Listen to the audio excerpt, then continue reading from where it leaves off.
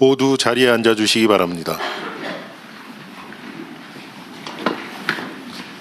제5회 국무회의입니다. 대통령께서 개선안과 함께 모두 말씀을 하시겠습니다.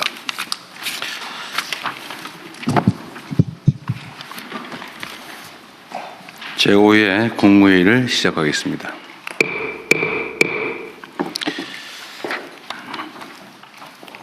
이번 주말부터 설 명절이 시작됩니다. 모든 관계부처는 국민들께서 편안하게 또 즐겁게 연휴를 보내실 수 있도록 안전대책을 철저하게 수립하고 또 위급한 상황에 대비해서 비상대응체계를 2중, 3중으로 철저하게 점검해 주시기 바랍니다. 특히 최근에 가축 전염병이 확산이 돼서 농가에 시름이 큽니다.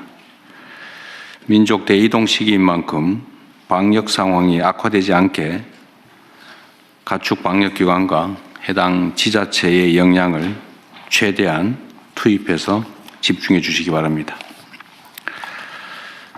지난 1월은 통계 작성 이래 작성한 73년입니다. 통계를 작성한 73년 이래 상대 습도가 가장 낮은 건조한 날씨였다고 합니다. 산불 발생 가능성이 훨씬 높고 또 발생하면 진화하기도 어려운 상황입니다. 앞으로도 이런 상황이 계속될 가능성이 높기 때문에 산불 예방에 더 힘써 주시길 바랍니다. 우리 국민 여러분께서도 혹시 입산하시거나 또 산 인근에서 소각 작업을 하거나 할 경우에 산불로 이어지지 않도록 각별히 신경 써 주시기를 부탁드립니다. 언제나 말씀드리지만 국민 안전에 관한 한 지나친 것이 모자람보다 100배 낫습니다. 철저하게 대비해 주시기를 부탁드립니다. 웬만하면 국회에 이제 이런 얘기 안 드리려고 했는데 좀 말씀을 드려야 될 것 같습니다. 지금 대한민국이 처한 상황은 과거의 평상시와 좀 다릅니다. 국제사회의 불안정성이 매우 높고 또 국가 간 경쟁이 질서까지 무너져 갈 정도로 치열합니다. 이런 상황에서는 국내의 단합과 또 개혁 조치가 매우 중요합니다. 국제 질서의 변화, 또 인공지능 같은 기술 진화 속도가 우리의 예측을 훨씬 넘어서고 있는 상황입니다. 우리가 아무리 열심히 달려도 다른 나라보다 더 빨리 달리지 않으면 바로 경쟁에서 뒤처지는 그런 엄중한 현실입니다. 현재와 같은 입법 속도로는 이런 국제사회의 변화에 능동적으로 대처하기가 매우 어렵습니다. 외국과의 통상협상 뒷받침, 또 행정규제 혁신, 대전환을 위한 동력 마련, 이런 목표를 이루기 위해서는 대한민국 경쟁력 강화를 위한 각종 입법이 참으로 절실합니다. 여야를 떠나서 주권자 국민을 대리하는 공복으로서 하나된 힘을 발휘하는 국익우선 정치를 부탁드립니다. 특히 대외적 관계에서는 더욱 그렇습니다.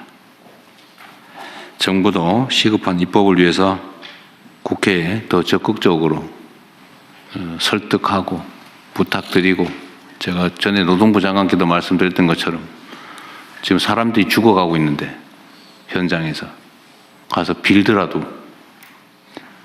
입법을 좀 신속하게 할 수 있도록 해주시기 바랍니다. 다른 부처들도 각별히 유념해 주시기 바랍니다. 이상입니다. 이후 회의는 국무총리께서 진행해 주시겠습니다. 네, 저도 간단히 한 말씀 드리겠습니다. 여야 정당의 청년위원장과 정부가 함께 청년정책관계 장관회의를 열었습니다. 처음 있는 시도입니다. 이런 정책협치 시도를 다른 분야로도 넓혀 가겠습니다. 이번 국회에서 최대한 많은 법안들이 통과될 수 있도록 장관님들께서 적극 뛰어주시기를 부탁드립니다. 저도 여야 의원님들과 지도부를 만나서 노력하겠습니다. 오늘 회의는 먼저 현안 토의부터 시작하겠습니다. 돌봄 사업 국가 책임 강화 방안에 대해서 그거 보건복지부 하기 장관. 전에 몇 가지 간단한 얘기부터 먼저 좀 하겠습니다. 오늘 혹시 저 집값 관련된 보고가 있나요? 전에 했던 임차인 대책 얘기 있습니까? 대통령께 일단 보고는 올려드렸어요. 전 서면으로는 봤는데 오늘 그냥 이따가 필요하면 얘기하시죠. 네네, 제가 그렇게 하겠습니다. 그거는 별도로 자료 준비는 안 하신. 네, 제가 구두로 되지 뭐 간단하게 예, 그대로 말씀드릴게요. 몇 가지 중요한 결정만 하면 되니까요. 그럼 집값 얘기 좀 이따 하고.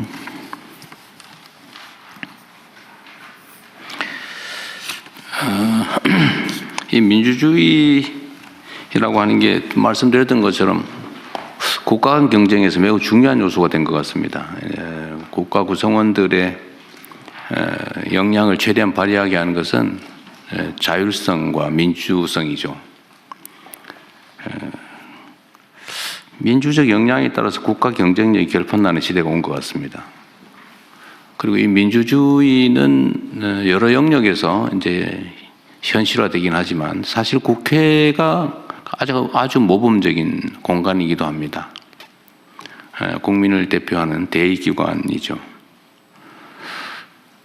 그래서 국회에서 이루어지는 모든 일들은 매우 중요한 의미가 있습니다. 그리고 민주주의에서는 팩트가 중요하죠. 예를 들면 사람은 주어진 정보에 따라 판단하는 존재인데 가짜 정보가 주어지면 제대로 된 판단을 하기 어렵고 그게 결국은 주권자들의 주권 행사에 왜곡을 가져옵니다. 그래서 민주주의에서는 팩트가 중요해요.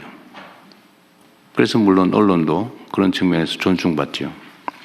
정론직필하는 게 언론의 본질적 기능이고 그게 민주주의 발전에 크게 기여하기 때문에 하여튼 제4부라고 입법행정사법에 의한 제4부라고 평가되기도 합니다. 인정받고 보호받고 또 그 점에 따른 혜택을 누리죠. 물론 그만큼의 책임도 져야 될 겁니다.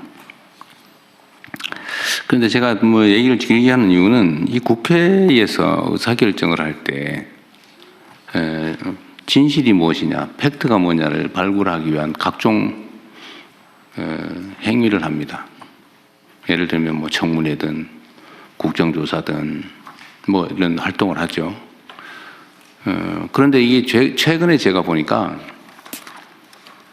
국회의 권위가 훼손될 만큼 명백한 거짓말을 하거나 아니 뭐 이유도 없이 출석을 안 해서 국회의 권위를 무시하거나 이런 게 너무 많은데 이거는 그게 뭐 여에 유리하든 야에 유리하든 그건 중요하지 않습니다. 국가의 핵심 기구로서의 헌정 질서를 구성하는 핵심 기구로서의 국회의 권위에 관한 문제죠. 국회 위증 고발 사건들이 너무 적체되고 있는 것 같은데 이 국회 위증 고발 사건에 대해서는 그게 진실인지 허위인지 정당한지 부당한지를 신속하게 가려줘야 이 국회가 국회로서의 역할을 하는데 도움이 될 것 같아요. 각별히 좀 챙겨봐 주시기 바랍니다. 그리고 이거는 뭐 별건 아닌데 제가 국무회의 방에 제가 올려놨던 건데 보통교부세 산정 얘기 있잖아요. 행안부 장관께서 검토하셨어요? 예. 제가 저 답변을 올려드렸는데 그래? 예. 아직은 내가 못 본 것 같은데. 네네. 하여튼 이것도 이제 우리 국민 여러분께서 관심을 가질 만한 사안이라서 간단하게 말씀을 드리면 이제 정부가 이제 세입을 국세 세입으로 들어온 것 중에 21.몇%인가요? 네, 19.24%. 19.24%를 떼가지고 지방 정부에 이렇게 나눠주는데 이거 보통 교부세라고 하죠. 이걸 어떤 기준에 따라서 어느 지방 정부에 얼마를 줄 거냐를 정리하는 기준이 있죠. 네, 그렇습니다. 근데 그게 너무 복잡해가지고 알기가 어렵다. 결국은 복잡하다 보니까 자의라고 하는 게 마음대로 하는 그런 요소가 개입할 수가 있다. 그러니까 공정하지 못하다, 의심받는다. 그러니까 차라리 이걸 앞으로는 기준을 정확하게 입력을 해가지고 네. 기계에 맡겨라. 뭐 그런 주장이 있는 거예요. 네네. 뭐 일면 타당성이 있어서 공무원도 그거 계산하려면 머리 아플 거고 뭐 그게 권력이기도 하지만 이걸 자동화하는 게 어떻겠냐 그 말이었어요. 좀 어땠어요 검토 결과는? 예, 제가 검토한 결과 이제 문제 제기한 만큼 그렇게 불투명한 것은 아닙니다만 이제 방식이 좀 복잡하다 보니까 그리고 이제 결과만 공개가 되다 보니까 그런 의심을 그렇죠. 과정과 기준이 공개가 안 되고 있죠. 예, 그래서 그 시스템을 개선해서 미리 이 자신이 자기 지방 정부가 어느 정도의 교부세를 받을 수 있는지 미리 산정해 볼 수 있을 정도로 기준을 공개하고 그걸 엄정하게 계산해 볼 수 그대로. 있고 그렇게 하면 될 것 같아요. 자기한테 온 게 정확하게 계산됐는지도 확인해 볼 수 있게 그렇게 시스템을 개선해 나가. 그렇게 해도 문제 없는 거죠. 예, 그렇습니다. 객관적 기준에 의한 거니까. 객관적 기준으로 해 오고 있는데 이제 그러니까 공개가 안 되는 계산 과정이 있다 보니까 그런. 뭐든지 이 공개를 안 하니까 의심을 사는 거죠. 네네, 그렇습니다. 행정은 공개가 원칙이니까 예. 투명하게 공개하시고 가능하면 이제 주관적 평가 요소가 그거는 없죠. 없습니다. 다 객관적 요소죠. 네. 그러면은 뭐 아예 기준도 공표하고 자동화해도 되겠네요. 네네. 예, 그렇게 하십시오. 예. 이걸 수십 년 동안 이 지적을 했는데도 지금까지 안 고쳐지고 있었던 것 같습니다. 예. 이거 계산하려면 머리 아픈데 그 직원들 그거 하지 말고 딴 거 하라 그러세요. 계산도 사실 컴퓨터로 하고 있는데요. 하고 있어요. 사스 저 통계 시스템으로 하는데. 그래요? 예. 그래 뭐 안 보여줄 이유가 없죠. 네네. 그 다음에 그 법무부에 이거 보셨는지 혹시 모르겠는데 지금 광역형 비자라고 하는 거를 지방 광역 정부에 주고 있죠. 좀 시범 사업 실시하고 시범 사업으로 뭐 하고 있는 것 같더라고요. 울산이 하고 있는 것 같아요. 예, 그렇습니다. 제가 저번에 울산 타운홀 미팅 갔더니 그런데 제가 그때 들은 얘기로는 울산의 조선업 분야의 노동자를 구하기 어려워서 뭐 조선이 세계적 화랑이고 우리나라가 뭐 세계 1위의 뭐 엄청난 나라라고 하는데 조선 노동자를 못 구해가지고 심지어 정부도 아니고 지방 광역 정부에게 비자 발급권을 줘가지고 네네. 그래서 외국 노동자를 데려오게 해놨다. 그래서 결국은 울산 시장께서 그때 나오셨던데 그때 했는데 4,300명인가 뭐 4,000 몇백 명을 이제 들어왔다고 했고 예, 전체 인원이고요. 이제 들어온 게는 제가 알기로는 한 7,800명 정도 들어온 게 정확한 수준인지 기억이 안 나네요. 어쨌든 그때 들은 얘기야 4,400명이라고 그러고 임금은 220만 원을 주고 있다고. 그래서 제가 그 얘기를 듣고 사실은 세부 내용을 몰랐는데 그게 외국인 노동자 220만 원 주고 채용을 해가지고 일을 하면 국내 노동자 일자리는 어떻게 되며 네네. 우리 입장에서 보면 그 최저임금을 주고 있는 것 같은데 네네. 그게 앞으로 조선산업 발전에 도움이 되냐 그 사람들이 계속 숙련공으로 성장해서 중간 기술자로 그 성장을 해야 하고 생태계 유지될 거 아니에요? 네네. 근데 이 사람들 해가지고 뭐 한 1년 일하다 가버리고 또 220만 원 주고 쓰다 가버리고 이게 문제가 있는 것 같다라는 생각이 내가 얼핏 들었는데 나중에 보니까 요 비자로 들어온 게 4,000명이 아니고 허용 인원이 400 몇십 명이었고 그러니까 팁을 그것만 준 거예요. 근데 그 중에 88명인가가 네, 이제 됐다고 그러더라고요. 그런데 제가 드리고 싶은 말씀은 이 과연 바람직하냐 이게 고용 문제나 이런 거는 국가적 과제인데 예. 특정 지역에 그 비자 발급권을 줘가지고 그 지역에 필요한 노동자들 데려다 써라 이래버리면 국가적 통제 관리가 되겠냐 그 의심이 갑자기 들었어요. 네네. 예. 지금 당장 판단하기 어려우실 수도 있는데 요거를 계속 유지할지 시범 사업이니까. 예, 시범 사업입니다. 그럼 평가도 얼른 해보고 과연 이게 정말 좀 유지를 할 필요가 있는지 좀 점검해서 다음에 보고를 한번 해주세요. 예, 그렇겠습니다. 여기에 임금 문제하고 지금 들어오는 게 전체 조선 노동자의 과거 20%였는데 지금 30%까지 안에서 지금 외국인 노동자를 채용하고 있거든요. 그래서 조선 산업 분야의 노동자를 30%나 외국인 노동자로 쓰고 있다고. 예, 현재 그렇게 되어 있습니다. 이걸 좀 20% 좀 낮추는 문제하고 임금이 최초에는 그 GNI의 80% 정도면 대개 한 3,500만 원 정도 내외였는데 줄여갖고 지금 최저임금으로 하다 보니까 지금 대통령님 말씀하신 것처럼 떨어졌고요. 그래서 요게 최저임금이 아니라 지역별 그 생활임금 정도 수준은 돼야 되지 않겠냐라는 논의도 있는데 어쨌든 이게 국내 노동자들의 임금을 낮추는 그런 문제들도 있고요. 어쨌든 이 사람들이 최저임금 받아갖고서는 지역경제 활성화에 전혀 도움이 되지는 않습니다. 뭐 골방에서 있다가 그냥 최소한의 생존만 하고 나머지는 다 봉국 송금하고. 그런데 다만 과거에 산자부를 통해서 저희가 추천 들어오는 거하고 광역형 비자의 차이는 뭐냐면 광역형 비자는 지자체에서 현지하고 협의해갖고 현지에서 좀 양성을 합니다. 통합교육, 한국어 교육도 좀 시켜갖고 보내오는 거거든요. 네, 어쨌든 이건 면밀히 좀 검토를 해보겠습니다. 그러십시오. 이게 우리 산업부 장관님 어디 계세요?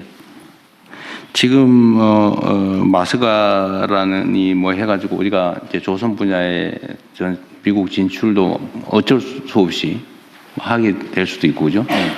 또 뭐 경제적 요인으로 따지더라도 우리가 조선 분야는 경쟁력이 높기 때문에 계속 성장 발전할 가능성이 높잖아, 그죠? 네. 실제로 경쟁력도 뛰어나다고 하고. 그런데 이제 산업부 장관님, 노동부 장관도 얘기 좀 들어보세요.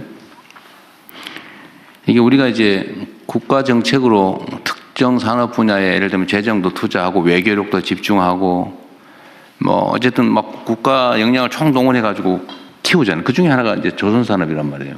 조선 뭐 원자력도 그렇고 뭐 방위 산업도 그렇고 뭐 반도체든 뭐 첨단 기술 AI 다 그렇잖아요. 근데 어쨌든 거기에 뭐 국민들 세금을 투자하거나 어쨌든 국가 영향을 투자해 가지고 이제 성장을 시키는데 그 성장에 따른 결과물을 제가 선거 때도 이런 얘기를 자주 드렸습니다. 우리가 새로운 성장 영역을 발굴해내되 그 새로운 영역에서는 최소한 기회도 공평하게 성과물도 공평하게 좀 가지게 해서 이 양극화를 줄여나가겠다. 그래서 성장 발전과 양극화 완화, 그러니까 공평한 기회라고 하는 것은 사실은 동전의 양면처럼 결합되어 있어야 되거든요. 근데 지금 조선 분야는 하나의 예인데 이런 식으로 이거 외국인 노동자 데려다가 막 최저임금으로 이렇게 국내 일자리 대체하고 그러면 지역 경제도 나빠진다고 막 항의하고 그래서 이 경쟁력을 가져가지고 그러면 이게 우리가 성장의 과실은 상층의 일부가 독식하고 나머지 밑에는 더 어려워지고 이렇게 되잖아요. 이러면 절대 안 되거든요. 예, 맞습니다. 근데 조선업이 하게 된 데는 불과 얼마 전까지만 하더라도 중국과의 이 경쟁 때문에 굉장히 어려운 상황이어가지고, 근데 마침 이제 대통령께서 마스가를 하면서 새로운 돌파를 마련을 했습니다. 그래서 앞으로는 조선업도 대기업 조선소뿐만 아니라 중소기업 조선소들 그리고 부품업체들 같이 대통령께서 계속 강조하셨던 게 생태계 말씀을 하셔서 생태계 관점에서 마스가 프로젝트도 진행을 해서 말씀하신 내용대로 뭐 일부 대기업만 어떤 이득을 보는 게 아니라 중소조선사들, 협력기업들 거기에 근무하는 노동자들까지 같이 어떤 혜택을 볼 수 있도록 그렇게 지금 방안을 마련하고 그 방향으로 가고 있고요. 지금 제 머릿속에서는 그 조선업의 그 외국인 노동자 30%까지는 안 되는 걸로 저는 생각해요. 내가 보기도 약간 그거는 의문이 들긴 해. 그렇게 많으면 이게 한번 확인해 보기로 하고. 30%까지 허용되게 돼 있습니다. 허용돼 있다. 네네. 그러니까 여기도 400 몇십 명 허용했는데 88명만 실제 채용했다고 하더라고요. 하여튼 그건 그렇고 노동부도 그런 문제에 대해서 목소리를 높여야 된다 그 말이에요. 근데 지금 조선 분야도 보면 일부 기업에서는 어쨌든 하청업체, 계열업체들의 상생 조치도 좀 많이 하는 것 같고 또 임금도 하청업체하고 본사 채용업체 임금도 똑같이 많이 같이 해주겠다라고 하는 그런 기업도 있더군요. 예, 그래서 대통령님 1월 23일인가요? 울산 다녀가시고 난 뒤에 후속 조치로 저희들이 어제 울산에서 조선업 르네상스 함께 만드는 좋은 일자리라는 주제로 타운홀 미팅을 했습니다. 거기서 나왔던 이야기가 한때 사양 산업으로 불렸던 조선 산업이 이제 K조선이라고 세계를 이제 호령하고 있는데 새 정부 들어서 가지고 선박 수주가 지금 앞으로 10년간 특히 아까 중국과의 경쟁에서는 이미 벌크선이나 컨테이너선은 중국에서 가져가고 저희들은 LNG라든지 방산 이쪽으로 완전히 특화돼 가지고 앞으로 10년간은 뭐 호황이 올 것이라고 하는데 제가 드렸던 말씀은 도크에 배가 쌓인다고 또 수주가 10년간 됐다고 해서 그게 르네상스냐.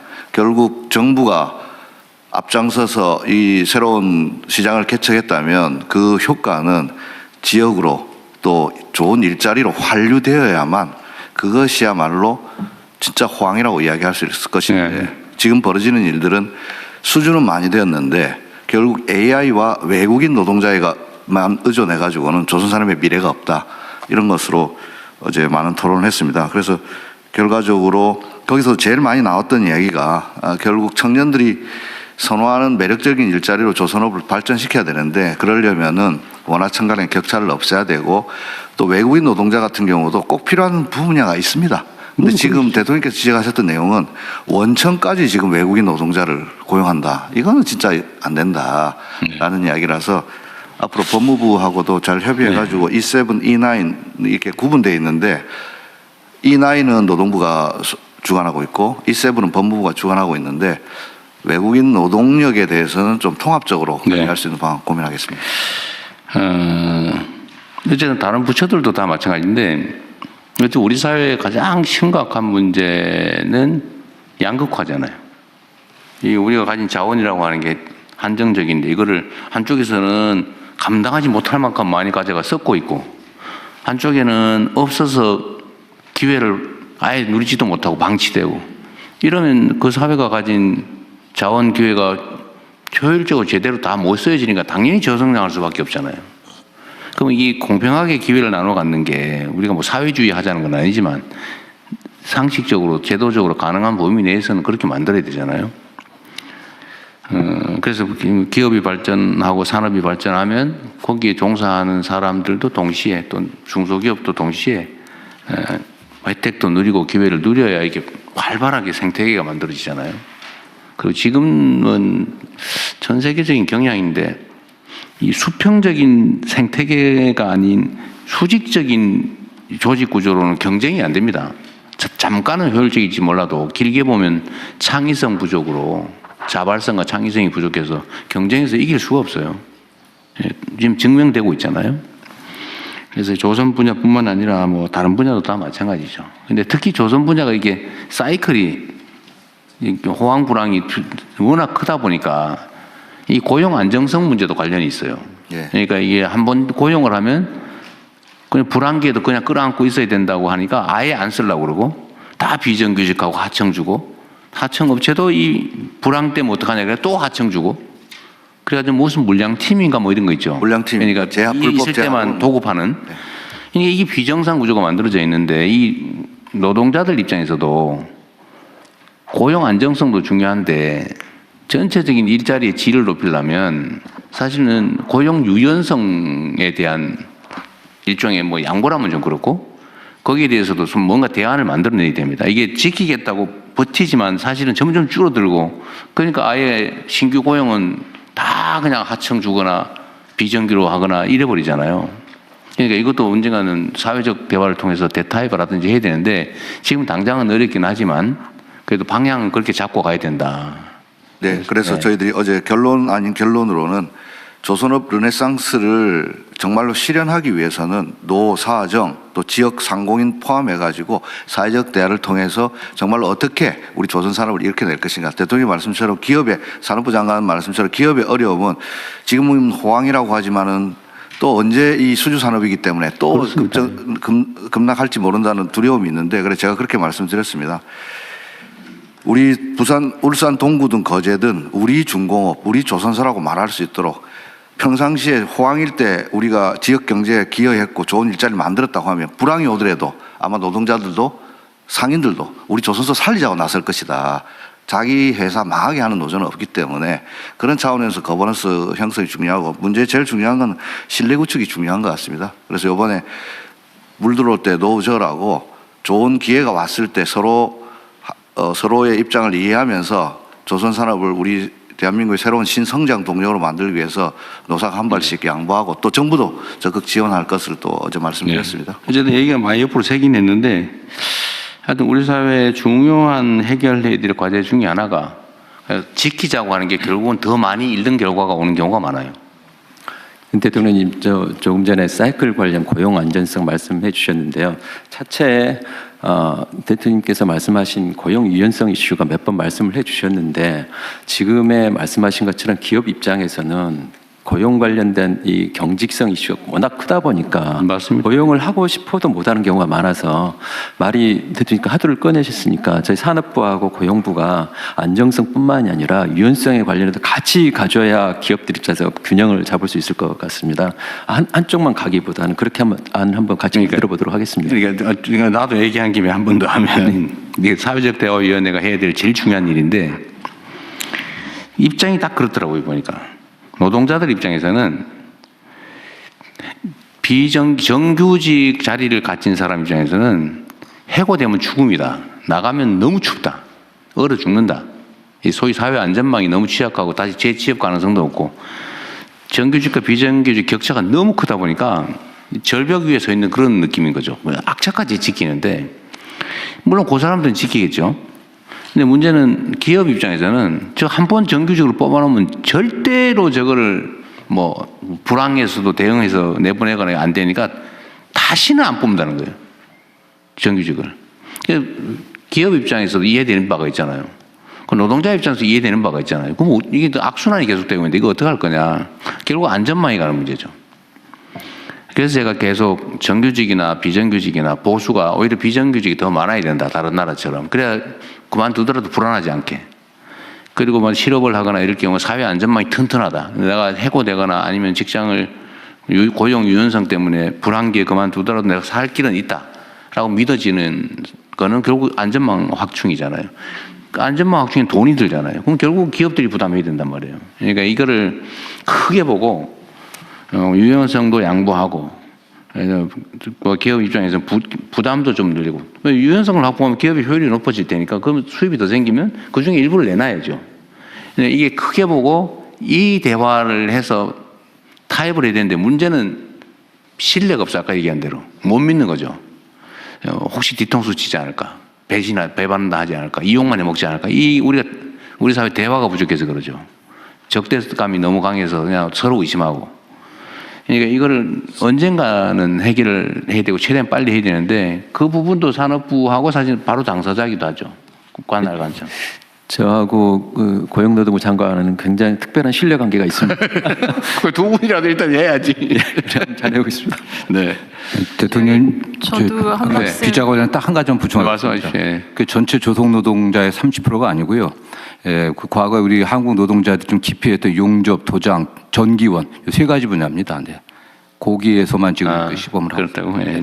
뭐 그렇게 할 수 있죠. 대통령님 저도 네, 한 말씀. 말씀하십시오. 그 중소기업이 제일 복잡한 지역이지. 네, 그 사실은 이제 노동조합법에 가입해 있는 노동자들과 이 대기업과의 노사관계가 정리가 되면서 벌어진 문제가 굉장히 많은 조건들이 대기업에 다니는 사람들에게는 좋아졌지만 상대적으로 그걸로 인해 나온 이익의 부분들이 이 중소기업과 다른 부분에 가는 부분이 줄어든 거라고 저는 생각을 합니다. 네.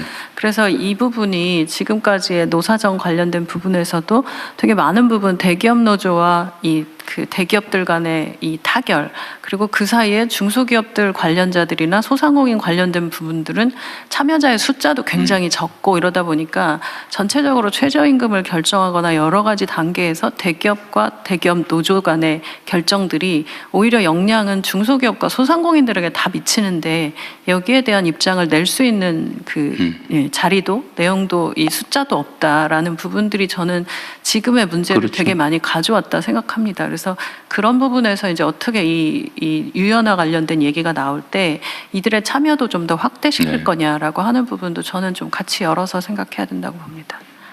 한때는 물론 흘러간 과거의 뭐 유행가 같은 거긴 하지만 만국의 노동자여 단결하라 뭐 이런 얘기도 있었는데 뭐 그거는 사실 이상에 관한 거고 문제는 대기업의 정규직 노조 예를 들면 여기는 이제 자기 입장이 중요하니까 근데 사실은 제3 하청업체 비정규직 아니면 실업자 여기에 대한 배려를 할 수가 없는 상황인 거죠. 이제 사실 노조의 조직 형태도 여기에 영향을 미치는 것 같아요.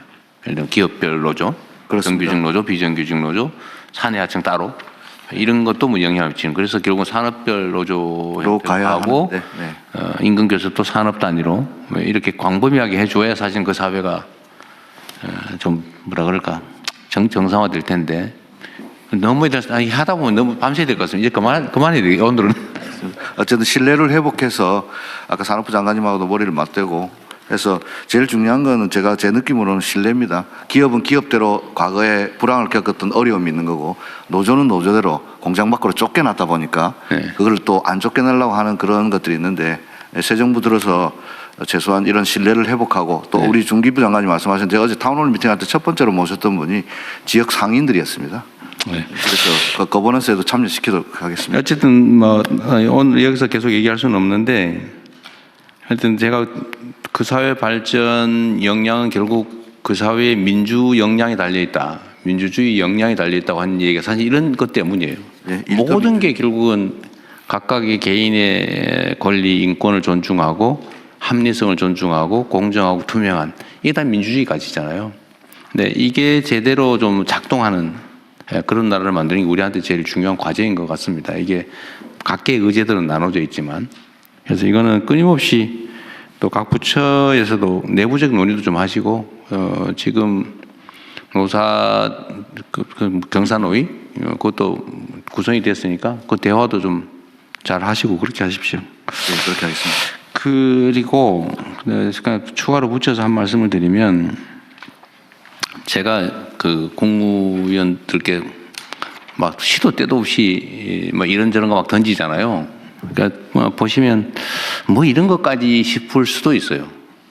뭐 이런 것까지 대통령이 뭐 얘기하나 이런 생각할 수도 있는데 그 제가 나름의 이유가 있습니다. 무슨 뭐냐면 우리 사회에 이제 많은 부분들을 고쳐 나가야 되는데 비합리적인 요소가 많잖아요. 뭐 사회라고 하니까 그럴 수밖에 없죠. 얼마나 많이 고치느냐에 따라서 얼마나 많이 앞설 수 있냐가 결판 나는 것 같아요. 모든 공동체는 그런 문제가 쌓여 있죠. 적치돼 있죠. 쌓여 있죠. 그 소위 그런 게 많이 쌓인 걸 적폐라고 그러잖아요. 그 단어의 의미가 별로 안 좋아서 제가 그 말을 잘 안 쓰는데 이게 정말 켜켜이 쌓여 있는데 이게 큰 덩어리 한 개가 아닙니다. 먼지처럼 쌓여 있어요. 작은 게 막 먼지처럼 가득 수없이 많은 게 쌓여 있습니다. 우리는 개혁 조치라고 하면 뭐 큰 거 몇 개를 드러내면 될 것 같이 생각을 하는데 그렇게 큰 거로 뭉쳐 있지 않아요. 그런 거 별로 없어요. 그런 건 우리가 대체적으로 다 해결해 나가죠. 근데 정말 먼지처럼 자잘한 게 수없이 모든 많은 영역에 잔뜩 쌓여 있습니다. 그럼 이걸 한 개씩 언제 집어내냐? 그래도 집어내야죠. 그걸 안 집어내면 안 바뀌어요. 그리고 각 분야에 예를 들면 우리 한 부처에 그 환경부 또는 에너지부에도 수없이 많은 영역이 있잖아요. 수없이 많은 사람들이 있고 엄청난 많은 지역을 관할하는데 거기에 각 분야에 요만큼씩 쌓여있는 걸 합치면 엄청난 양인 거예요. 그럼 이걸 대체 어떻게 처리하냐. 그럼 대통령 혼자서 그걸 맨날 뭐 언론에 나는 거 댓글에 나오는 거 누가 뭐 메시지 보내는 거 이런 거 제가 눈 터지게 봐가지고 이것도 고쳐야지 저것도 고쳐야지 하지만 이렇게 해가지고는 다 드러낼 수는 없죠. 그래서 제가 여러분들한테 그걸 보내드리는 이유는 여러분도 그렇게 하라는 거예요. 여러분도 그렇게 하고 여러분도 그 실장 국장들한테 보내고 실장 국장들도 과장들한테 보내고 과장들은 저 동네 단체들한테 보내고 이렇게 전 공무원들이 100만 명이 다 진짜 진심을 다해서 하면 쉽게 빨리 할 수 있겠죠. 그래서 이 개혁이라고 하는 게 사실 어려운 거죠. 엄청 부지런해야 되고 그럼 한 방에 뭐 혁명적으로 그런 게 어디 있습니까? 또 그건 너무 충격이 크고 출혈이 많아서 안 돼요. 충돌이 많아. 사회 갈등을 너무 많이 유발해요. 작은 거, 할 수 있는 거. 이거를 정말 손발이 안 보일 정도로 정말 시도 때도 없이 치열하게 해줘야 됩니다. 그래야 변화가 있죠. 그래서 제가 티끌모아 태산이라는 말을 되게 좋아하는 편인데, 빗방울이 모여서 바다가 된다. 이 개혁이라고 하는 것도 사회를 변화시키고 좋은 방향으로 이끌어가는 것도 자그마한 노력들이 무수히 쌓여서 가능한 거지, 그냥 뭐 획기적인 조치 한두 개 가지고 되는 게 아닙니다. 작은 거를 많이 하자. 그리고 요새 농림부 농협 이런 거 유통 개혁 막 엄청나게 일 많죠. 열심히 많이 다니시대요 보니까. 모든 부처 모든 공무원들이 또는 관련된 우리 국민들께서도 할 수 있는 일 범위 내에서 작은 거 정말 다음 세대를 위해서 우리 남은 인생을 위해서라도 정말 열심히 해야 돼요. 이런 기회가 있을 때. 그리고 이게 제가 아침 내부 티타임 때 얘기한 건데, 예를 들면 우리가 있잖아요. 이렇게 그 놀이 장난감 있죠, 왜? 이렇게 휙 휘는 장난감이 이게 관절처럼 이렇게 휘는. 이렇게 휘잖아요. 원래는 이렇게 앞으로 가야 되는데, 이 조금씩 한 칸씩, 각 분야에서 한 칸씩 이렇게 되면 결국 반대 방향으로 간다니까요. 이렇게 가야 되는데. 근데 결국은 사람들이 그러죠. 내가 관할하는 부분은 요 한마디니까 한마디 미세한 차이예요. 아이고, 이게 뭐 크게 영향을 미치겠냐. 또 이 분야, 또 다음 분야. 여기 조금씩 각도, 나 결국 반대로 간다니까요. 작은 게 아니라는 겁니다. 완전히 그 사회 발전 방향을 반대로 끌고 가는 치명적인 문제점이라는 거예요. 작은 거, 우리 주변에 있는 사소한 거라고 보여지는 것들이. 사소한 게 아니다. 우리 부처청 장관님, 그다음 청장님들이 이거 꼭 신경 써주세요. 우리한테 주어진 시간이나 기회가 그리 많지 않아요. 그리고 나중에는 별로 해도 효과도 없어요. 지금 해야 돼, 지금. 제가 잠을 설치는 이유가 사실 그런 거죠. 지금 하는 1시간하고 나중에 1시간은 가치가 또 달라요. 제가 대통령이 1시간은 5,160만 시간 이렇게 자꾸 얘기도 하지만, 그 시간의 가치도 임기 초에 있는 이 1시간하고 중반, 후반에 있는 1시간의 가치가 완전히 다르다. 지금의 가치가 가장 크다. 좀 그 말씀을 꼭 드리고 싶었습니다. 다들 열심히 하고 계신데 주마 가편이라고 조금 더 잘하자, 그 말이에요. 네. 오늘 너무 말이 많았네 이거. 죄송합니다. 제가 대통령님 여러 가지 하신 말씀 중에 좋은 말씀을 많이 비교적 들은 편인데, 오늘 티끌모아 태산 같은 개혁, 이거는 그 굉장히 와닿는 게 많고 평소에 하셨던 말씀의 어떤 일관된 맥락을 느끼는 것 같아서 다들 티끌을 잘 찾아내시기 바랍니다. 근데 경험적으로 그게 효과가 있는 게요. 제가 SNS 하잖아요. 한 명씩. 그게 엄청난 에너지로 모이는 거예요. 그 전에 제가 왜 이걸 새벽에 보내시나 했는데, 그것도 꼭 외국 나가셔서 시차를 못 느끼니까 네. 제가 그걸 하고 있더라고. 제가 나가서 우리 부처에. 그러니까 저희가 다들 그렇게 선한 전염이 돼가지고 네. 아주 좋겠습니다. 오늘 오후에 지금 대정부 질문이 있어서 아마 장관님들 마음들이 조금 급하신 분들 몇 분 계실 것이기 때문에 지금 복지부 장관님, 교육부 장관님 순서대로 발제해 주셔야 되는데, 일단 저거부터 먼저 하죠. 간단하게. 집값 얘기부터. 어떻게 그 세입자 대책 어떻게 하기로 했어요? 예, 유예기간 문제를 지난번 메모를 한번 해볼게요. 국무회에서 보고드린 것처럼 다주택자 그 양도세 중과유예는 이번에 확실하게 5월 9일까지인데 예, 대통령 아마는 없습니다. 아마 없어요. 아마 없습니다. 아마 없어졌네. 네, 없어졌어요. 그래서 지난번 보고드린 것처럼 기본적으로는 이제 5월 9일자 계약까지는 하셔야 됩니다. 좀 서둘러 주시기 바라고요. 지난번 제가 보고드릴 때는 이제 강남 3구하고 용산은 3개월 기간을 주는 걸로 했는데요. 일반적으로 이제 토지 거래 허가 구역은 그 허가를 받은 날부터 4개월이라는 그런 국민들의 의견이 있었어요.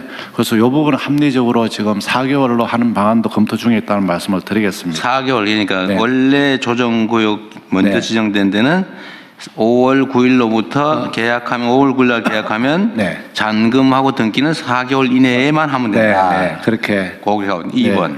그다음 두 번째 그 이외 지역은 종전처럼 6개월로 하도록 하겠습니다. 계약한 후에 6개월 안에 잔금 또는 등기를 하시면 되겠습니다. 그리고 국민들께서 가장 관심이 높으신 게 집을 하나 내가 몇 채 들고 있는데 다 전세를 주고 있다.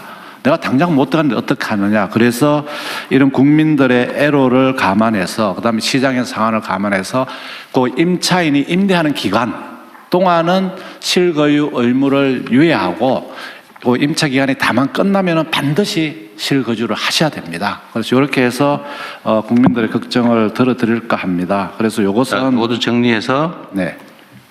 건물이 이제 주택이 세입자가 있을 경우에 세입자의 계약 기간 동안은 세입자가 안 나가면 방법이 없으니 네. 그 합법적인 세입자의 계약 기간까지는 실거주하지 않고도 그때까지 그 세입자 기간까지만 입주하면 된다. 네, 꼭 끝나고 나서만 입주하면 된다. 네. 그러니까 소위 그 짧은 기간에 일종의 뭐 갭 투자는 아니고 예. 하여튼 비거주해도 된다. 예. 국민들의 근데 그것도 무제한도 임대 기간이나 100년이다 이러면 아닙니다. 요즘은 임대 기간 그 남은 그 첫 번째 임대 기간이고 연장까지 임대 계약을 난 5년 해놨다고 못 할 건데. 보통은 2년이니까. 그럼 그것도 한도를 정해요. 예, 2년으로 하겠습니다. 2년. 5월 9일로부터 2년 이내에만 네. 실제 입주하면 된다. 네네. 그럼 허가 조건도 이제 우리가 네. 지침을 내려서 바꿔주면 되는 네, 거죠. 그렇게 지침을 개정. 세 번째, 세입자가 있는 주택은 최대 2년 범위 내에서 5월 9일로부터 그 당해 계약의 만기까지 네. 계약 기간까지 입주하면 되는 조건으로 계약하면 된다. 네, 그렇습니다. 그래서 이번 주에 시행령을 빨리 개정해서 이런 식으로 할 겁니다. 확실하게 하도록 하겠습니다. 확실하게 하도록 하겠습니다. 들어가자. 대통령과 함께 들어가도록 하겠습니다. 근데 부총리님 네. 아까 여기 의견 좀 말씀하십시오. 예, 세입자가 있는 경우에 예외적으로 허용하는 경우도 네. 부처 내 의견은 무주택자가 이렇게 살려고 할 경우만 허용하고 네, 그렇게 그것은 이렇게 정리했잖아요. 됩니다. 집을 그러면은 제가 이제 다주택자고 집을 팔게 되면은 이 사는 사람은 무주택자라야 됩니다. 왜냐 그러면은요. 이걸 만약에 확대하게 되면은 이거는 세 번째 얘기에 네. 대해서만 그죠? 그러니까 임대 기간이 남아 있는 6개월 이내라면 아무 문제가 없고. 6개월 이내면 되는 거야. 잔금이었고, 잔금 내고 들어가는 거니까. 6개월 이내는 신경 쓸 거 없고, 또 4개월 6개월 상관없는데 그 이상으로 임대 기간이 남아 있는 물건의 경우에는 매수인은 무주택자인 경우에 임대 기간까지 2년 범위 내에서는 허용을 한다. 이렇게 하잔 말이죠. 맞습니다. 그리고 아까 대통령이 말씀하신 5년 그거는 본인이 실제 내가 거기에 거주하겠다고 말하면은 임대차 보호법상 그거는 그냥 계약갱신이 안 됩니다. 그러니까 2년으로 딱 한정해도 됩니다. 그러니까 경제성장 최대 2년 범위 소입니다. 내에서. 네. 저기 그 발표일로부터 2년으로 지금 돼 있습니다. 그러니까 5월 9일로부터 2년이 아니고 이 정책을 발표한 날부터 2년 이렇게 지금 그렇지. 것이 그때 새로 세를 주진 않으니까. 네, 그렇습니다. 지금 다시 세를 주고 하는 이런 거는 발표 언제 할 건데요? 발표 이번 주에. 이번 주에 네, 공식. 그럼 이번 주로부터 2년 범위 내에서 네네. 세입자 문제는 복잡하네. 그러니까 해당되는 사람만 이해하면 되고 이게 이제 중개업자들이 머리 아프시긴 하겠네요. 정확하게는 아마 이제 재정경제부에서 아마 자세하게 정리를 해서 1안, 1사안, 2사안, 3사안. 네네. 대충 말씀대로 1, 2, 3, 4. 조정교육 조기 지정된 데는 5월 9일부터 4개월. 9월 9일까지 잔금 내면 된다. 그 외의 지역은 조정 지역은 11월 9일까지로 하고 그 외에 세입자가 있는 경우에는 발표일로부터 2년을 최대 범위로 해서 무주택자가 사서 그 기간 안에 들어가면 그것도 다 허가해 준다. 그렇게 되겠습니다. 그럼 됐고요. 네. 그다음에 이 얘기 나온 김에 이건 됐고 그러니까 매입 임대 등록된 주택, 다주택도 두 종류가 있잖아요. 그냥 내가 다주택인 경우하고 임대주택 등록을 하고 사업자 등록을 하고 하는 다주택하고 있는데 임대주택 등록을 하고 다주택인 경우에는 어쨌든 8년 임대해야 된다. 뭐 기간 제한도 있고 뭐 연 5% 제한도 있고 그 대신에 이제 취득세 깎아주고 종부세 그다음에 재산세 깎아줬고 양도세도 다주택 중과에서는 제외해줬다. 그죠? 근데 이게 지금 제가 보니까 좀 문제가 뭐 오피스텔이니 뭐 이런 연립주택 모르겠는데 수요가 많은 아파트의 경우는 이게 1, 2년 있는데 그 제도 자체가 그 8년이 지났어요. 의무 임대 기간이 지났어. 근데 일정 기간이 아니고 그것도 무제한으로 뭐 100년이고 1000년이고 또 중과도 안 하고 그럼 그때 샀던 사람은 300채, 500채 막 가진 사람도 많던데 그거는 양도세 중과 없이 뭐 한 20년 후에 팔아도 되고 뭐 이렇게 되잖아요. 네, 그렇게 현재는 되고. 그건 좀 문제가 있죠. 그것도 일정 임대가 종료되고 나서 일정한 기간 내에 팔아야지만 그 제한 기간을 정해야 될 것 같아요. 정하도록 하겠습니다. 적정한 기간을 정하고 그 후에는 일반 주택처럼 똑같이 하고. 하도록 하겠습니다.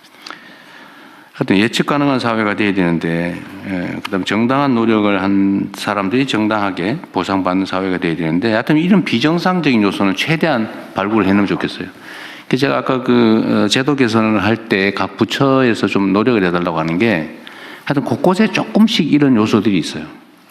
비정상적이거나 아니면 부당하게 누구한테만 유리하거나 막 이런 것들을 다 좀 찾아내가지고 부처에서 할 수 있는 건 하고 안 되는 건 국무회의에 가져오시고 필요하면 입법으로라도 바꿔야죠. 그게 진짜 일이죠.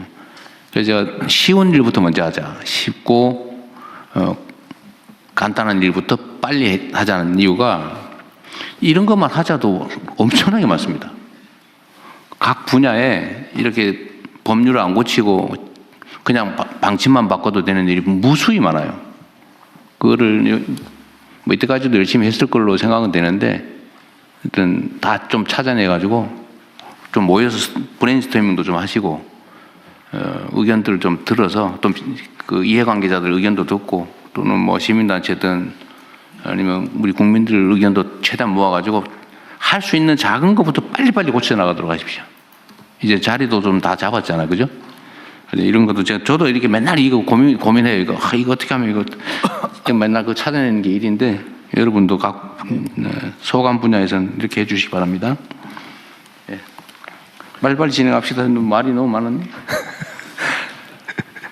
잠깐만요. 이게 좀 주제가 많은데 어떻게 해야 될까 모르겠어요. 관련 복지부 장관님, 합시다. 교육부 뭐, 장관님 일단 한번 시작해 보시죠. 네. 가급적 압축적으로 해주시기 바랍니다. 조금 진행해 보면서 시간 조정하겠습니다. 네. 어디부터 하는 거예요? 복지부 장. 네, 돌봄 사업 국가 책임 강화. 네, 복지부 장관입니다. 지역사회 통합 돌봄을 위한 국가 책임 돌봄 체계 구축에 대해 보고드리겠습니다. 돌봄은 국가의 역할이 필수적인 영역으로 어르신, 장애인, 환자, 영유아, 초등 5대 분야 돌봄에 대한 국가 책임을 강화하는 것이 필요합니다. 보건복지부는 어르신, 장애인에 대한 지역사회 통합 돌봄과 간병 부담 경감 방안을 보고드리겠습니다. 먼저 어르신, 장애인에 대한 지역사회 통합 돌봄입니다. 올해 3월 27일부터 의료 요양 등 지역 돌봄의 통합 지원에 관한 법률이 시행되면서 지역사회 통합 돌봄을 전국에서 시행합니다. 주요 내용입니다. 대상자는 일상생활 유지가 어려운 65세 이상 노인과 장애인을 지원하고 정신질환자로 확대해 나가겠습니다. 시군구 통합돌봄 전담 조직과 읍면동 창구를 중심으로 통합조사 신청부터 조사 계획 수립, 서비스 연계까지 지방정부가 총괄하는 지역중심 전달 체계를 구축합니다. 재택의료, 장기요양, 일상돌봄 등 기존 제도를 통합 연계하고 퇴원 환자 집중 지원, 방문재활, 방문영양 등 신규 서비스와 지역 특화 돌봄 서비스를 더해서 제도의 빈틈을 보완하겠습니다.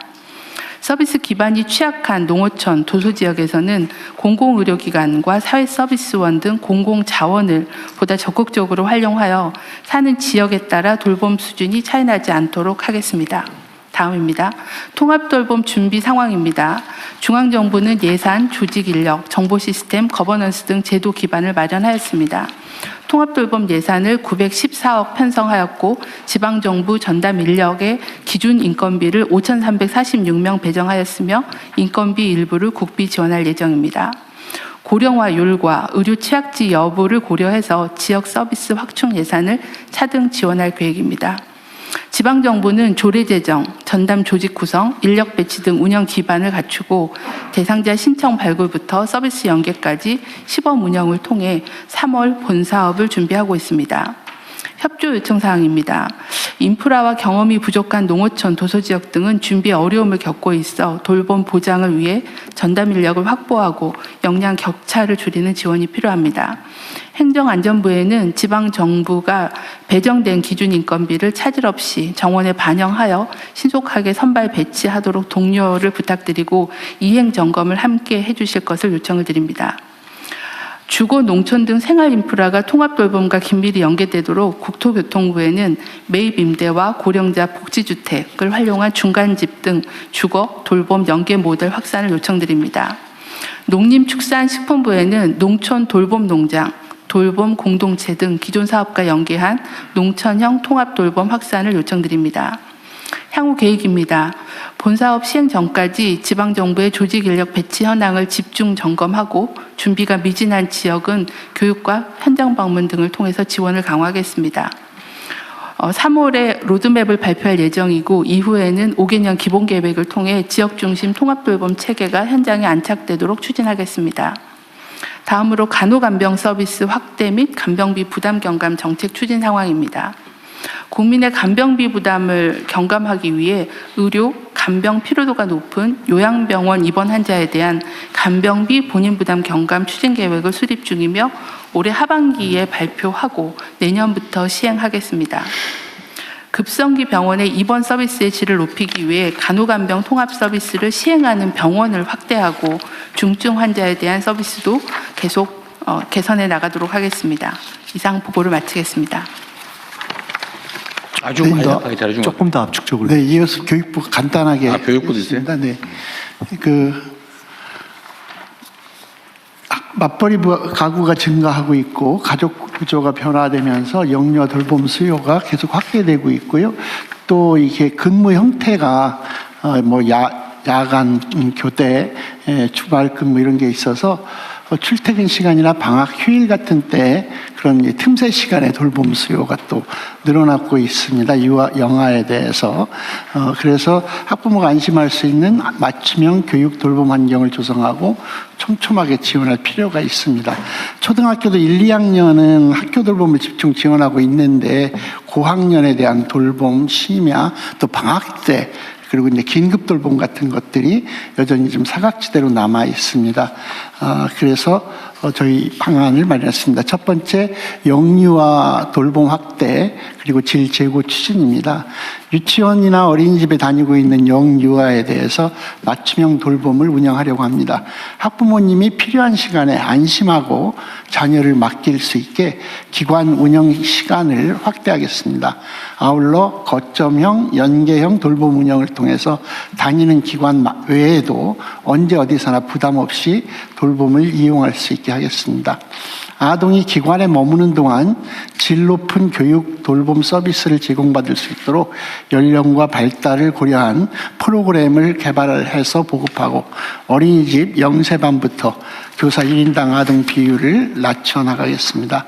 또 올해부터 아침 돌봄 인건비를 신설해서 돌봄 인력에 대한 현장 부담을 줄여 나가겠습니다.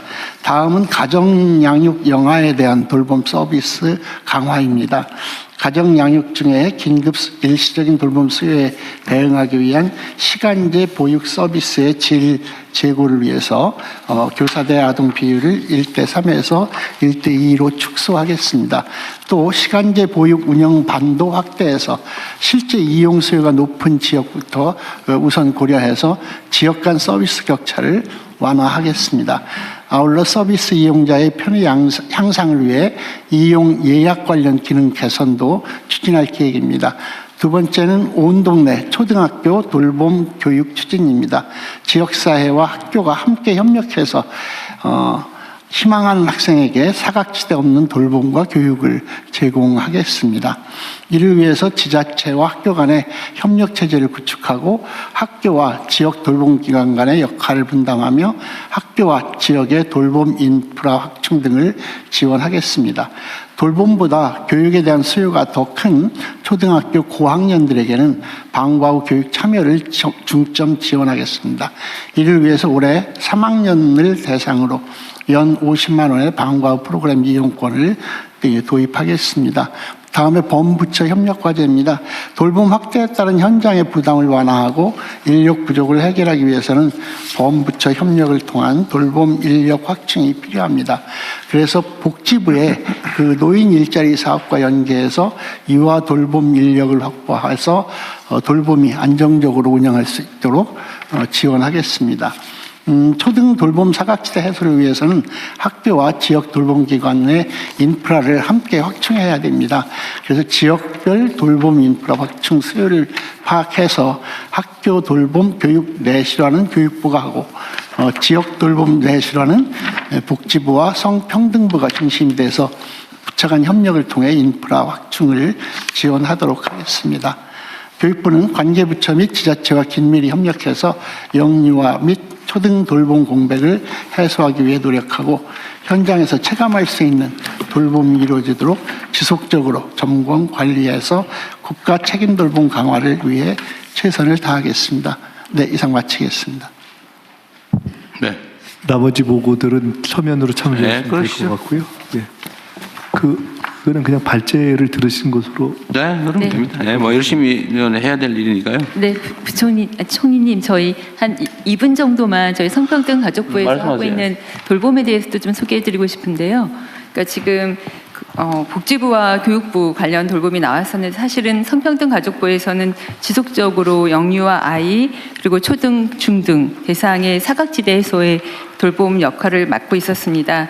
전국에 사실 시군구 355개의 방과후 아카데미를 통해서 15,000명 가량의 초등 고학년과 중학생 돌봄이 이루어지고 있습니다. 그리고 12세 이하 자녀 대상으로는 아이돌봄 서비스가 제공되고 있어서 더 많은 국민들께서 성평등 가족부의 센터를 통해서도 이런 돌봄을 이용할 수 있도록 좀 말씀드렸습니다. 네, 이상입니다. 네. 네, 바로 이어서 부처 보고를 하겠습니다. 대한민국 인공지능 행동계획 수립 추진 현황을 국가의 인공지능 전략위 부위원장께서 보고해 주시기 바랍니다. 네, 이 업무 보고 관련해서 하나 뭐 당연히 잘 하고 계실 텐데 뭐 지침이랄까 이런 방향을 말씀을 하나 드리면 어쨌든 요 국무회의는 다른 부처에 요청할 게 있거나 아니면 저한테 뭐 정말 이건 꼭 알려줘야 되겠다라고 하는 구두 보고해야 될 사안이라든지 아니면 우리 국민들께 꼭 이거 알려드려야 될 필요가 있는 거 이 중심으로 좀 하면 좋겠고요. 각 부처에서 열심히 하면 되는 거는 그냥 열심히 하고 있다 이런 정도 하면 될 것 같아요. 왜냐하면 이게 워낙 부처도 많고 업무도 많아서 그걸 각 부처가 독자적으로 뭐 당연히 해야 될 일들 같으면 그냥 열심히 계획된 대로 하시면 됩니다. 네. 보고 요점 중심으로 해주십시오. 네, 국가인공지능전략위원회 부위원장 임문영입니다. 간략하게 보고드리겠습니다. 국가인공지능전략위원회는 지난해 9월 출범과 동시에 국가 AI 대전환을 위해서 대한민국 인공지능 행동계획 추진 방향을 발표한 바 있습니다.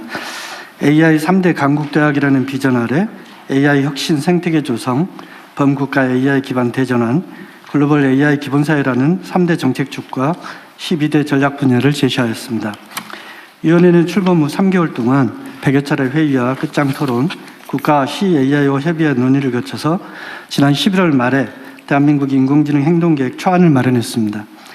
그 후 출범 100일 기자간담회를 개최하고 330개 정도의 주요 기관, 단체를 대상으로 초안을 설명하는 한편 행동계획 전체를 공개하여 의견을 접수하는 등 폭넓은 소통을 추진하였습니다. 그 결과 총 99개의 실행과제 아래 326개의 정책 공고에 달하는 대한민국 인공지능 행동계획 최종안을 마련했습니다.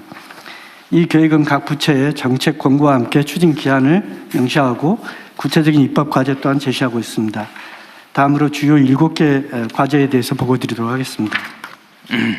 첫째, AI 기업과 창작자 간의 상생 발전 생태계를 조성하겠습니다. 창작자의 권리 보호와 저작물 AI 활용 촉진이 서로 양립할 수 있도록 저작권법 개정을 포함한 법제도 개선 방안을 올해 2분기까지 마련하고자 합니다. 구체적으로는 음악, 도서, 방송과 같이 거래 시장에 이미 형성된 저작물은 거래 활성화를 지원하고 온라인 공개 게시물과 같이 거래 시장이 없는 저작물은 권리자가 AI 학습 거부권을 행사할 수 있도록 적극 지원하며 거부 표시가 없는 경우에만 선사용 후보상 원칙을 적용하도록 하겠습니다. 둘째, AI 시대의 보안 체계를 민간 화이트해커를 활용한 예방 중심의 보안 체계로 전환하겠습니다. 이는 대규모 개인정보 유출, AI 기반 사이버 위협 등에 대응해 화이트해커가 선제적, 상시적으로 보안 취약점을 합법적으로 발굴 제거하는 제도로서 올해 민간과 공공 대상의 시범 사업을 거쳐서 법제화하는 등 단계적으로 도입하고 확산해 나갈 예정입니다. 현재는 화이트해커가 선의의 목적으로 취약점을 탐색하는 경우도 현행 정보통신망법을 위반하게 되는 문제가 있어서 단계적 도입이 필요합니다. 셋째, 국가 AI 데이터 정책 연계 협업 방향을 정립해 나가겠습니다. 민간 공공의 AI 데이터 정책 간에 효율적이고 연계 협업을 할 수 있는 거버넌스를 올해 2분기까지 마련하고자 합니다. 현재 국가 AI 최고 책임자는 AI 미래기획수석이고 국가 데이터 최고 책임자는 국가 데이터처장입니다. 그런데 AI 기본법상으로는 국가 AI 전략위원회, 데이터 산업법상으로는 국가 데이터 정책위원회, 공공데이터법상으로는 공공데이터 전략위원회가 각각 따로 운영 중이어서 정합성을 정리할 필요가 있을 것 같습니다. 넷째, AI로 대국민 서비스와 정부의 업무 방식을 혁신하겠습니다. 국민이 일상 언어로 문의하면 AI가 민원 안내부터 처리까지 완결해주는 AI 통합 민원 플랫폼의 설계를 올해 3분기까지 마치고자 합니다. 또한 정부 내 AI의 안전한 도입 및 활용을 지원하는 범정부 AI 공통 기반을 구축함에 있어 독자 AI 파운데이션 모델과 함께 국산 AI 반도체를 연계하도록 하겠습니다. 다섯째, 복지 신청주를 탈피하여 AI 기반 예방적 복지를 실현하겠습니다. 국민들께서 복지를 신청하지 않아도 AI 데이터를 활용해 복지 혜택을 받으실 수 있도록 사회보장기본법에 복지 탈신청주의 원칙을 규정하는 등 관련법 개정을 추진해 나가겠습니다. 여섯째, 민간 AI를 국방에 발빠르게 도입해 국방 AX를 가속화하겠습니다. 빠른 AI 기술의 발전 주기를 고려하여 국방 AI 도입을 전통적인 무기 획득 대비 획기적으로 단축할 수 있도록 국방 AI 획득 체계를 마련하기 위해 관련법을 재개정하고 추진하고자 합니다. 일곱째, 국민과 함께하는 AI 기본사회를 만들어가겠습니다. AI를 통해 국민의 기본권을 보장하고 AI 혜택을 모든 국민들께서 고르게 누릴 수 있도록 사회적 수기를 거쳐 올해까지 AI 기본사회 추진 계획을 마련하고자 합니다. 위원회는 향후 동계획을 빠른 시간 안에 2차 전체 회의를 열어서 의결 확정하는 한편 이후에는 각 부처의 이행 상황을 지속적으로 점검 관리해 나가도록 하겠습니다. 이상으로 대한민국 인공지능 행동계획 수립 현황 보고를 마치겠습니다. 네, 의견들 주십시오. 네, 각 부처에서 잘 적용하면 될 것 같네요. 예, 저 공정거래위원회에서 잠깐 의견 드리겠습니다. 제가 처음에 이제 임명되고 국가 AI 전략위원회에 공정거래위원회가 빠져 있어서 사실 좀 놀랐는데요.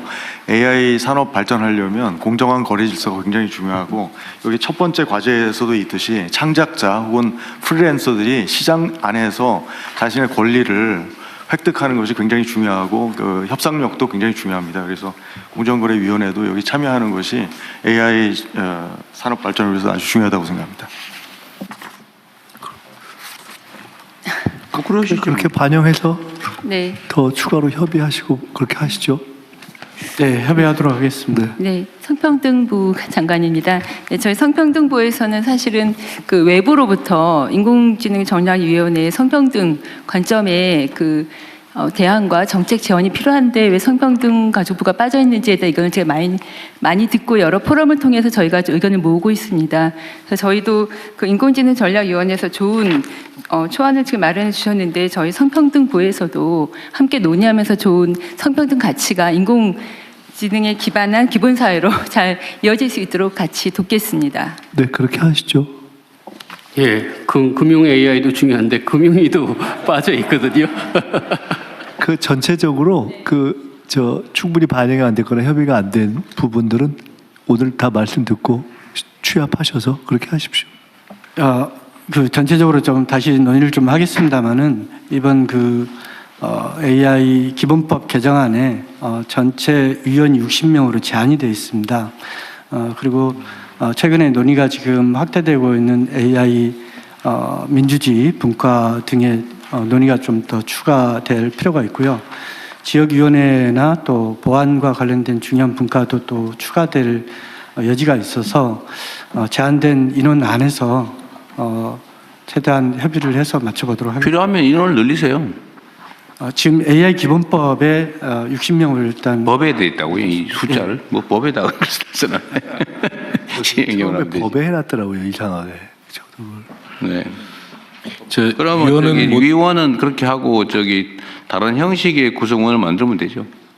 예, 네, 그러니까 자문회의나 뭐 그런 거 하면 실무기구에서 포괄을 해서 논의를 하면 좋겠고요. 여기 22페이지인가요? 보면 39번 같은 경우에 AI 기반 40번이군요. AI 기반 금융산업 혁신 성장과 금융산업 AI 대전환 이런 부분들이 과제로 선정되어 있으니까 충분히 논의가 가능할 것 같습니다. 네, 말씀하신 각 정부 부처에 관련된 내용들은 저희가 분과위원 등을 최대한 활용을 해서 보완하도록 하겠습니다. 법에 있는 분과위원회의 위원이 아닌 다른 방식을 활용해서 충분히 하실 수 있을 것 같습니다. 그렇게 진행해 주시면. 자문위원 하든지 뭐. 네, 알아보겠습니다. 과기정통부입니다. 네. 인공지능 개발의 70% 이상이 데이터 문제입니다. 데이터가 굉장히 중요하고요. 지금 사실 기존에는 비전문가들이 데이터 작업을 해서 지금의 생성형 AI를 만들었는데 이제 앞으로 이제 피지컬 AI, 이제 산업 제조 AX 이런 것들을 하려면 전문가들이 데이터를 만져야 됩니다. 사실 작업이 더 좀 쉽지 않고 굉장히 좀 난이도 있는 작업이라 할 수 있습니다. 그래서 지금 사실 인공지능 우리가 성공을 시키기 위해서 이 데이터 거버넌스가 굉장히 좀 중요하고요. 그래서 대통령께서 이제 데이터 처장께서 이제 처장이 이제 최고 데이터 책임자 이제 지정을 하셨고, 근데 사실은 데이터 처에서만 이 데이터 거버넌스 정립이 하기가 어려울 거고, 사실 과기정통부, 행안부, 이제 민간 공공 데이터들을 그리고 앞으로 이제 우리가 제조 AX든 피지컬 AI를 하는 데 있어서 이런 데이터들을 어떻게 우리가 체계를 만들고 할지에 대한 이 준비가 굉장히 중요하다고 생각합니다. 그래서 아마 데이터처에서도 이런 데이터법 관련해서 이제 좀 고민을 하고 계신데 이 부분은 같이 좀 저희도 적극적으로 나서서 좀 같이 논의를 좀 하도록 하겠습니다. 예, 데이터처장 말씀드리겠습니다. 부총리님께서 그 부분을 총괄하시는 거니까 원래 그 부분 같이 회의를 소집하셔서 한번 의논해서 틀을 정리하시죠. 네, 지금 데이터 산업법에 잠깐 얘기 좀 하고 위원 잠깐만 말 좀 마저 하십시오.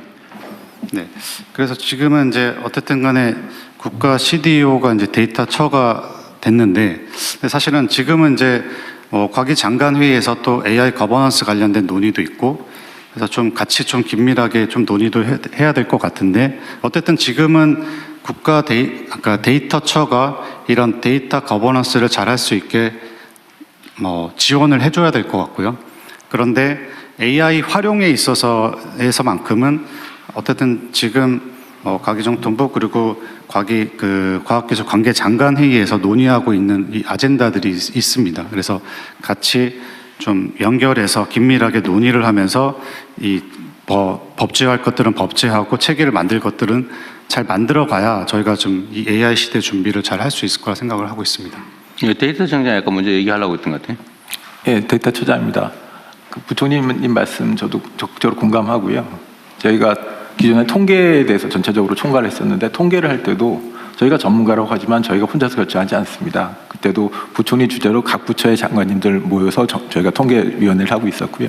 지금 저희가 준비하고 있는 국가데이터 기본법상에도 총리님을 주재로 해서 장관님들 모시고 그리고 전문가들을 모시고 저희가 전체적인 거버넌스를 만들어 준비를 하고 있었습니다. 근데 추가적으로 앞으로 법 제정하는 과정에서 그 과기부 그리고 행안부 그리고 무엇보다도 그 국민들의 의견을 저희가 만드는 게 AI 시대의 데이터를 믿고 쉽게 쓸 수 있도록 하는 거거든요.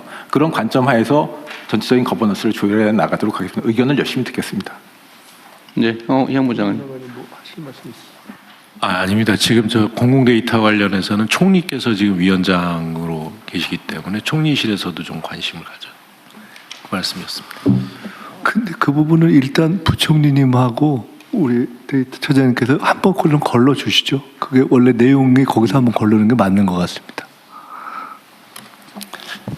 제가 한 말씀만 드리면은 이 구조적으로는 국가인공지능전략위원회가 대통령 직속으로 전체 AI 정책에 대한 총괄을 하도록 되어 있습니다. 따라서 국가인공지능전략위원회에서 전체 AI와 데이터에 대한 거버넌스 그림을 그리고 거기에 맞춰서 각 부처에서 해야 될 역할들을 이렇게 정리해 나가는 방식이 맞다고 생각이 됩니다. 네, 각 부처들이 맡고 있는 역할들이 있으니까 이건 집행기구하고 참모기구는 각각의 역할에 또 다른 점이 있으니까 그거 적절히 조정해서 하면 됩니다. 예, 진행해가면서 필요한 조정을 하겠습니다. 다른 의견 없으시면 원안대로 접수하고요. 부처 협조사항 공유 순서입니다. 통일부 관세청장님, 지재처장님, 과기정토부 장관님 순서로 말씀해 주십시오.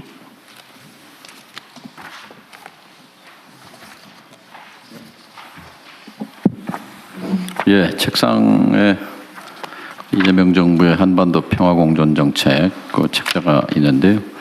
홍보 협조를 구하는 이유는 우리 정부의 대북 정책인 한반도 평화공존정책에 대해서 정부 내에 숙지율을 높여서 국민적 지지 기반을 넓히기 위한 겁니다. 대북 정책은 우리 정부의 정체성입니다. 각 부처에 찾아오시는 외빈들, 특히 경제부처에 많이 오실 텐데 코리아 리스크에 관심이 있고 대북 정책을 묻는 경우가 많다고 들었습니다. 숙지해 주시면 도움이 될 겁니다.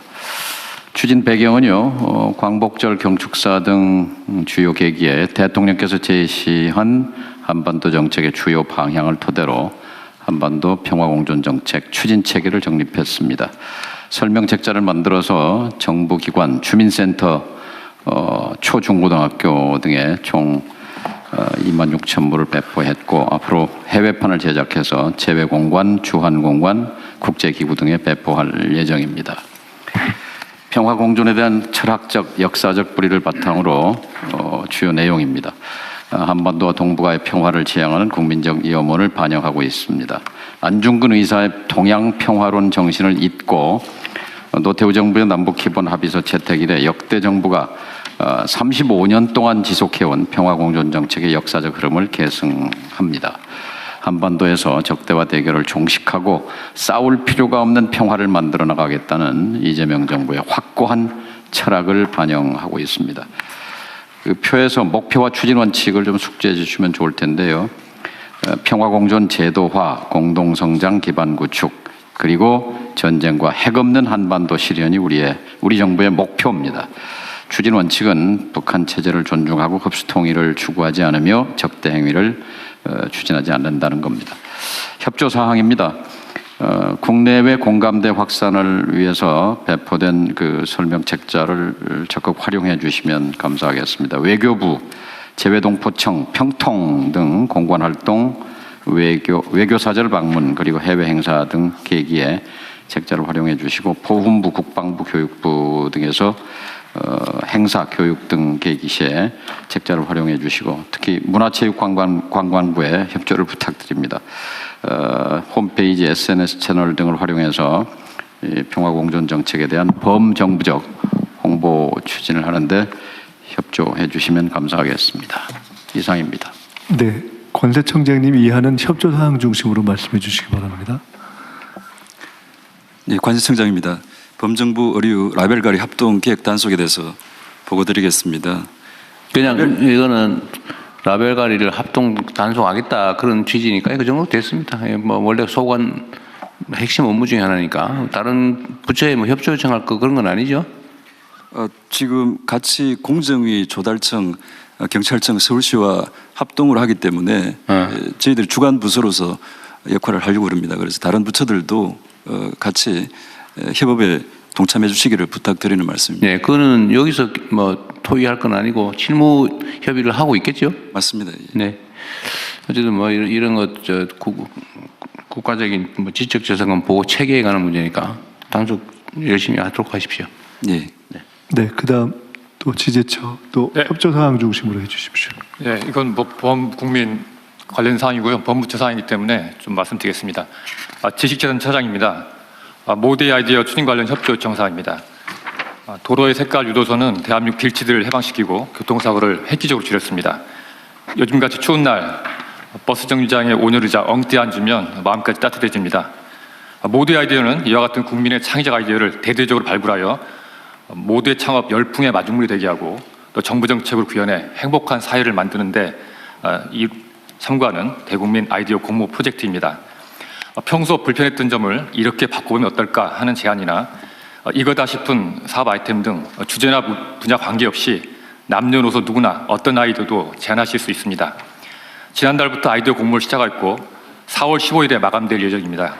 오늘 현재 홈페이지 누적 방문이 약 88만 회, 아이디어 신청 건수는 6,300건을 넘기며 국민들의 높은 관심과 참여가 이어지고 있습니다. 접수된 아이디어는 6개월간의 전문가 실사와 고도화 컨설팅 과정을 거쳐 우수 아이디어 60건을 선정하고 11월에 포상할 계획입니다. 총 상금은 정부 공모전 사상 최대인 7억 8천만 원으로 1등에게는 1억 원의 상금과 표창이 수여되고 우수 참여자 1만 명에게는 3만 원의 지역화폐가 지급됩니다. 수상 아이디어는 관계부처와 협력하여 창업, R&D, 사업화, 정책 반영 등으로 이행되도록 만전을 기하겠습니다. 모두의 아이디어 관련하여 관계부처에 협조 요청드립니다. 우선 보다 많은 국민들께서 참여하실 수 있도록 각 부처 및 산하 공공기관이 보유한 홍보 채널을 통한 전폭적인 홍보를 부탁드립니다. 그리고 부처 공무원들과 유관기관 직원들의 적극적인 참여도 독려해 주시면 고맙겠습니다. 두 번째로 우수 아이디어가 현실화되어 국민들께서 보람을 느끼실 수 있도록 지원을 바랍니다. 그간 중소벤처기업부를 비롯한 각 부처에서 많은 협조를 해주셨습니다. 우수 아이디어가 모두의 창업으로 연결되는 것 같이 각 부처에서도 선정된 아이디어가 소관 업무별로 후속 R&D, 거래와 사업화, 공공조달, 정책과 제도 반영 등으로 실현될 수 있도록 협조 바랍니다. 마지막으로 분야별 심사위원 또는 멘토로 활용 가능한 전문가 추천과 함께 특히 수상자에 대한 대통령님, 총리님 표창이 수여될 수 있도록 행안부에서 적극 지원해 주시면 고맙겠습니다. 이상입니다. 네, 그다음 과기부. 네, 우체국 정부 업무 위탁 확대 협조 사항 간단하게 말씀드리겠습니다. 현재 국토부 빈집 확인의 조사 업무 위탁 추가 수행할 예정이고요. 행안부의 주민등록 조사 그리고 데이터처의 통계 조사, 지방정부 기본소득조사 업무 협의 중입니다. 각 부처에서도 저희 우체국 활용해서 정부 업무 위탁 수요 조사를 지금 하고 있으니까 적극적으로 활용해 주시기 바랍니다. 감사합니다. 네, 감사합니다. 특별히 다른 말씀 없으시면 네, 한두 가지만 좀 더 합시다. 그 농림부 저기 GMO 완전 표시제 네. 지금 진행 사항이 어때요? 지금 법률 통과됐고요. GMO 완전 표시제 관련 법률은 식약처 소관 법률입니다. GMO. 네, 대통령님. 네, 지금 저희가 식품위생심의위원회라는 것을 이제 하고 2월 중순에 이제 행정예고 지금 준비하고 있습니다. 완전 표시제로 하는 거죠. 네, 그러니까 뭐 흔적이 없다, 뭐 이러면 빼고 이런 거 아니죠? 네, GMO 완전 표시제 관련해서 지금 이미 법은 작년에 통과되었고, 하여튼 뭐 콩으로 간장을 만드는데 간장에는 콩의 모양이 없으니까 이거는 해당이 없다 이런 거 안 하고. 예, 전 제조 공정에서. 그렇죠. 그러니까 예를 들면 콩으로 만든 된장으로 만든 그 첨가제가 들어간 식품도 다 표시하는 거죠. 지금 관련해서 그 식품군에 대해서 지금 다 관련 단체나 소비자 단체하고 논의를 어느 정도 마친 상황입니다. 논의가 아니라 법률상 그 GMO 없음을 표시할 수 있는 대상이 네, 그 어디까지냐? 대상에 대해서 지금 사회적 합의를 거의 다 진행을 하였습니다. 법에 정하는데 무슨 사회적 합의? 그 내용에 대해서는 시행령에 정하게 되어 위임하게 돼 있습니다. 네. 어쨌든 그건 신속하게 하고 그게 하여튼 국민들한테 이게 GMO 성분이 들어가 있냐 안 들어가냐 유전자 조작한 걸로 만든 재료를 이용해서 들어간 것도 표시는 해줘야 될 거 아니에요? 네, 소비자 알 권리를 위해서 이 부분에 대해서는 지금 신속하게 속도를 진행하고 좀 있습니다. 내주시고요. 네. 국민들한테 정보와 선택권을 드려야죠. 그다음에 검찰, 경찰 관세청 여기가 지금 마약 단속에 관계된 부처인가요?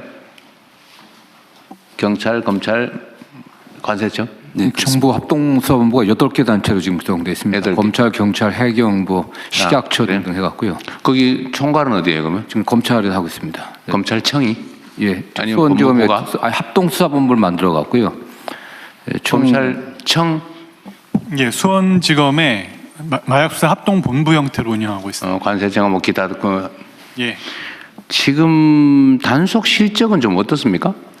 지금 우리 사회에 이게 심지어 무슨 수험생 뭐 잠안 오는 약이라고 그 마약 성분도 ADHD 그런다고 하는 소문까지 있고 그게 무슨 가정주부들까지 파고들고 골목까지 그리고 무슨 업소 이런데 뭐 너무 광범위하게 확산된다는데 실태 상황은 좀 어떤 것 같습니까? 예, 경찰청장 직무대행 말씀드리겠습니다. 과거에는 마약이 은밀하게 이렇게 이제 일부 마약 하는 사람들만 했었는데 지금은 온라인으로 이렇게 마약이 이렇게 배달이 되고 또 그 결제도 이제 가상자산 이런 걸 통해서 하다 보니까 많이 확산이 돼 있습니다. 그리고 학생들한테는 이게 이제 살 빼는 약이다 이렇게 해서 그런다고요? 예, 그렇게 하고 또 잠안 오는 실태 어려운 점은 알겠는데 예. 지금 실태 상황이 그렇다는 건 대충 이해를 하겠는데 지금 시간이 되니까 어떻게 단속하고 억제하고 있냐 그 말씀을 좀 듣고 싶으세요. 저희 경찰에서는 이제 식약처와 협력해서 이제 의료용 마약 유통에 대해서도 단속을 하고 또 이 마약이 이제 관세청을 이제 세관을 통해서 이렇게 들어오는 마약은 또 세관과도 협력을 하고 저희 또 내부적으로 이제 마약 신고를 받아서 밑에서부터 이제 마약 투약자부터 마약 공급책으로 이렇게 올라가면서 이렇게 하는 수사도 하고 다양한 방법으로 이렇게 수사를 진행을 하고 있습니다. 그냥 통상적인 얘기밖에 안 되는데 검찰청 관세청 말씀드려도 될까요? 네, 말씀하시면 먼저. 대통령께서 작년 말에 업무보고 때 지시하신 이후에 저희들이 보다 더 촘촘하게 국경 단계에서 단속을 강화하고 있습니다. 이제 특송 화물의 경우에는 기존의 우범국발 별도 전용 검사대가 없었는데 그 이후에 별도로 우범국발 동남아시아라든지 우범국에 대한 별도 전용 검사대를 운영해서 지금 철저하게 하고 있고요. 그 다음에 예행자 부분도 단속을 강화를 하고 있습니다. 작년 말에 국회 관세법상 신병 검색 권한을 보다 더 명확하게 했습니다. 그래서 물론 뭐 홍보를 통해서 그런 법 수능도도 높이고 있는데 예행자에 대한 그런 부분들도 굉장히 강화하고 있습니다. 이유는 대통령 말씀드리면은 저희 이유는 됐고요. 어쨌든 예행자 80%를 적발하는데 결과상으로 보게 되면은 예행자가 단순 1입니다. 그리고 그 다음에 국제우편, 특송 이런 순으로 저희들이 적발하고 여행자가 지참하고 들어오는 게 제일 많다고요. 예. 기존에 코로나 전에는 국제우편, 특송 예행자 순이었는데 이제 코로나 종료 이후에는 예행자가 단속 적발이 굉장히 많은 그런 상황이라서 예행자들의 불편을 최소화하면서도 단속 강화하려고 하고 있고요. 그 다음에 이제 국제우편 말씀하신 그런 부분들도 철저히 단속을 1차 저지선 단속을 보다 더 강화하고 있고 그리고 한편으로는 그 말씀하신 2차 저지선 부분들을 동서울 집중우체국의 그총 우정사업본부랑 같이 해서 10명이 지금 실제로 운영을 하고 있습니다. 그리고 또 추가적으로는 뭐 검색기라든지 장비 이런 것들도 그 교체를 하려고 하고 있습니다. 그래서 철저하게 저희들이 국경상에서 단속을 계속 강화하는 노력들을 하고 있습니다. 자, 반입을 검색을 통해서 차단하는 거, 그거는 관세청이 주로 하는 일일 테고, 그거는 여행자뿐만이 아니라 무슨 저기 컨테이너나 요새 희한한 방법으로 배 타고 아예 싣고 들어오다가 제주 해안에 떨어뜨려 가지고 해안에 떠내려오고 막 그러고 있더군요. 어쨌든 그런 것도 있고. 그러면 그 전에 왜 제가 우편 집중국에 그 인력을 확보해 가지고 우편물 검색하라고 한 거는 지금 어떻게 됐습니까? 예. 우편 집중국과 관련해서는 저희들이 이 우편 집중국이 몇 군데인데 몇 곳에 몇 명이 나가서 어떻게 하고 있어요? 네. 지금 우편 집중국이 총 22군데인데 저희들이 그동안 그 업무 보고 이후에 수시직제를 행안부에 신청을 했고 지금 이제 내용들이 거의 초안 단계는 완성이 된 상태입니다. 그리고 22개 집중 우체국이 있는데 그 가운데 지금 2월 3일자로 5개 부분을 확대해서 그렇게 운영을 하기로 그렇게 일단 지정을 했습니다. 지금까지는 1월 말부터 운영을 하고 있는데 지금까지는 2차 우편 집중국에서 아직 적발된 사례는 나오고는 있지 않습니다만은 계속 장비 확충이라든지 탐지견 투입이라든지 또 이번 주 오후에 지금 그 우정사업본부랑 제가 그 MOU를 체결할 계획인데 보다 더 네, 그러면 아직은 실제로 착수를 못한 것 같고 5군데만 할 게 아니라 어쨌든 행안부도 인력 빨리 배치해 주시고요. 예, 그렇게. 그 기재부도 예산은 기재부가 안 하고 나죠. 있습니다. 네, 저 예산 빨리 챙겨주고 하여튼 국민들이 오염돼 가고 있는 상황인데 속도를 좀 더 내주시도록 하십시오. 어쨌든 들어오는 거 막는 건 그렇고 이제 추적해서 잡는 거는 아마 검찰도 그 인력 조직이 좀 있는 것 같은데. 네, 아까 말씀드린 합동수사본부에서 그 형태들의 일을 하고 있고요. 관세청 통해 가지고서 만약에 이제 어떤 문제 있는 우편물 형태로 뭐가 들어오게 되면 그걸 이제 수사기관으로 연계해서 통제 배달 같은 형태로 해서 실제 그 투약하고 유통하는 사범들을 적발해서 처벌하고 있습니다. 투약 현장 단속도 좀 하세요? 하고 있어요? 전체적으로 봤을 때 유통 쪽은 아무래도 검찰 쪽에 강점이 있고요. 투약 쪽은 경찰 쪽에서 많이 하고 있습니다. 그 예를 들면 의심되는 장소 있잖아요. 예를 들면 말하기는 좀 그런데 클럽 이런 데를 이렇게 이제 집중적으로 기간을 정해서 단속도 하고 있어요. 그리고 클럽이 단속되면 업소에 이제 영업 정지 처분도 하고 그렇게 하고 있습니다. 좀 잡히기는 해요. 예, 클럽 단속에서 단속 클럽에서 그 아주 상습적으로 하는 곳도 있어서 저도 보면 여기서 하는구나 이런 거 알 수 있을 정도던데. 예, 클럽에서는 이제 그 업소에서 그 업소 측에서 이렇게 이제 직접적으로 이렇게 하는 거는 좀 조심을 합니다. 왜냐하면 단속이 되면 업소가 영업 정지를 맞기 때문에. 그렇지만 그 종업원들이 이렇게 암암리에 이렇게 하는 경우들이 있고 그렇습니다. 하여튼 마약 문제는 생각보다 좀 심각해서 계속 확산되고 있잖아요, 그죠? 예. 그래서 작년 그 단속 수치를 보면 그 단속 인원은 작년에 한 13,500명 정도 경찰에서 단속을 했습니다. 이건 전년도하고 거의 숫자는 비슷한 수준인데, 근데 이제 문제는 그 쉽게 이렇게 이제 접할 수 있다는 겁니다. 온라인으로 해서 그 텔레그램이나 이런 데를 통해서 이렇게 이제 사고 싶다 이러면은 이제 바로 이렇게 구입이 또 가능한. 그건 다 우편으로 들어오는 거 아니에요? 예. 그런 우편으로 들어와서 우편으로 해서 이제 일단 들어와서 우리나라에서 또 이렇게 소규모로 또 배달을 하는 겁니다. 그래서 경찰에서는 작년도에 그 마약 단속 인력을 대규모로 늘려서 원래 한 400명 정도 됐었는데 지금 한 900명 정도 이렇게 대폭 늘렸습니다. 그래서 시도청에 마약 전담하는 수사대가 있고 경찰서에도 전담 인력을 두어서 이렇게 그 유통 사범에 대해서는 이렇게 집중적으로 단속 활동을 계속하고 있습니다. 마약 문제는 국민이 병드는 문제이기도 하고 그 지하 경제 문제이기도 하고 역량을 좀 최대한 투입해서 하도록 하시고요. 그다음에 참 전에 그런 거 있었는데 경찰 간부들 마약 검사하라 했더니 안 하고 버틴 간부들이 몇 명 있다고 기사에 난 것 같은데. 예, 이 작년 연말에 이제 저희가 그 자발적으로 동의를 받아서 이렇게 이제 실시를 했는데 일부 그 이렇게 동의 안 한 사람은 그 검사를 안 했는데 이제 법에 이제 그거를 이렇게 명시를 했습니다. 경찰 공무원. 경찰만? 예, 그 지금 군인도 하고 있고 교육 쪽에서도 하고 있는 걸 아는데 저희 경찰도 경찰 공무원법에 마약 검사할 수 있는 그걸 그 도입을 했기 때문에 이거는 이제 우리가 그 불시에 이렇게 할 수 있습니다. 이게 사실은 이 감염 접촉면이 좀 있어서 감염 위험이 있는 감염이라는 표현이 좀 그러긴 한데 하여튼 그런 위험이 있는 공무원들은 거의 정기적으로 이렇게 체크를 해야 조심도 할 거고. 예, 그렇습니다. 또 혹여라도 있을 그 감염 사례, 이거 정말 큰일 나잖아요, 그죠? 예, 예. 근데 그게 경찰만 해서는 안 될 것 같은데.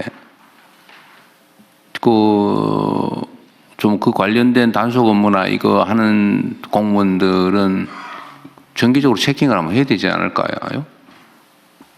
예, 대통령님 인사수석입니다. 네. 예, 국가공무원법에 그래서 관련해서 경찰 공무원, 그 군인들, 특정직 공무원들 외에 이 관련해서 그 마약 쪽 취급하는 공무원들이라든지 이쪽에 그 여러 가지 취약점이 있는 쪽, 그 다음에 일반 공무원들도 필요에 따라서 할 수 있도록 그 관련 입법들이 준비되고 있습니다. 아, 준비하고 있어요? 네. 그리고 민간 쪽도 사실은 좀 그걸 해야 되지 않을까요? 공무원들도 하면 예를 들면 마약을 취급하는 민간 많이 취급하는 그것도 뭐 인권 침해냐 뭐 이럴 수 있긴 한데 그것도 뭐 검토를 한번 해보십시오. 그게 마약을 취급하는 합법적으로 취급하는 민간인들 있잖아요. 예, 그것도 뭐 다른 쪽에서 검토할 여지가 있는지 한번 찾아보도록 하겠습니다. 네. 네. 이제 공개 일반 안건을 심의하겠습니다. 총리님 협조사항 하나만 좀 말씀. 네. 저 설이나 추석이 되면은 고속도로 통행료 감면이 늘 떠오릅니다. 국토교통부 소관이고 도로공사 소관인데요. 현재 본부에서 하고 있는 국가 상위 유공자 1급에서 5급은 전면 면제가 됩니다.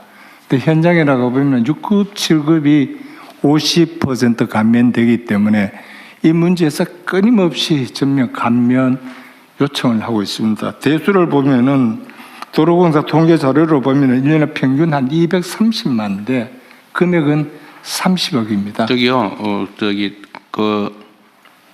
오늘 결정해야 되는 일입니까? 아닙니다. 이걸 가지고 국토부하고 계속 저희들이 협의를 하는데 그 문서로 좀 준비를 해서 가지고 오십시오. 네. 네. 문서. 그래서 계속 협의하고 네. 좀 국토부에서 좀 협조 좀 부탁드리겠습니다. 131호 안건을 상정합니다. 국토교통부 공개. 네, 이것까지 공개 안건입니다. 국토교통부 차관께서 제안 설명해 주십시오.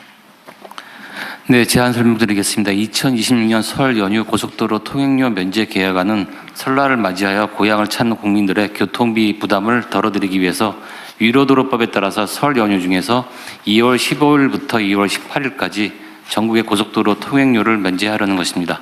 심의 의결하여 주시기 바랍니다.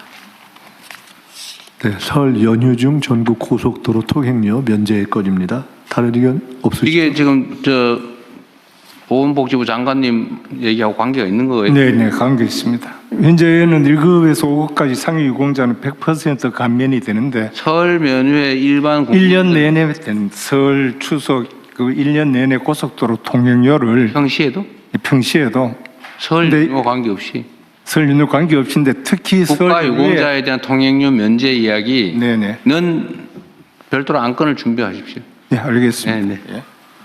네, 다른 의견 없으시면 원안대로 의결하겠습니다. 다음 또 공개보고 안건입니다. 133호 안건을 상정합니다. 행안부 장관님 제안 설명 부탁드립니다. 네, 제안 설명드리겠습니다. 2025년 정보공개 종합평가 결과는 국민의 알 권리를 보장하고 정보 공개 제도의 신뢰성을 확보하기 위하여 정보공개법 제24조에 따라 공공기관의 정보공개 운영 실태를 평가한 결과입니다. 총 561개의 이 공공기관에 대해 5개 분야, 12개 세부 지표로 실시된 이번 평가 결과는 평균 91.2점입니다. 전년 대비 1.3점이 하락하였지만 2년 연속 90점대를 유지하고 있습니다. 이렇게 하락된 이유는 질적 평가 확대를 위해서 이번 평가부터 평가 기준을 강화했고 또 신설 기관이 3곳 있었는데 운영 미흡 때문에 그 결과가 이렇게 나온 것 같습니다. 평가 등급은 최우수 115개, 우수 170개, 그리고 보통 271개이며 미흡 등급을 받은 기관은 5개로 전체 기관 대비 0.9%에 해당합니다. 기관 운영별로는 준정부 기관이 그리고 평가 분야별로는 정보공개 청구 처리 이 분야가 가장 높은 수준으로 평가되었습니다. 이런 결과를 토대로 우수 기관에는 정부 표창을 수여하고 미흡 기관에는 운영 실태 개선 권고와 맞춤형 이 컨설팅을 실시할 예정입니다. 우리 정부는 투명성 및 책임성 강화를 통한 국민의 신뢰 확보를 핵심 국정 방향으로 삼고 있습니다. 이에 따라 현행 평가 체계가 형식적으로 운영되는지 들여다보고 공공기관의 실질적 투명성이 확보될 수 있도록 평가 지표 전반을 재검토 보완해 나가겠습니다. 심의 접수하여 주시기 바랍니다. 네, 충분히 설명 주신 것 같습니다. 네. 다른 의견 없으시면 원하는 대로 접수하겠습니다. 비공개 부처 보고로 넘어갑니다. 이후 순서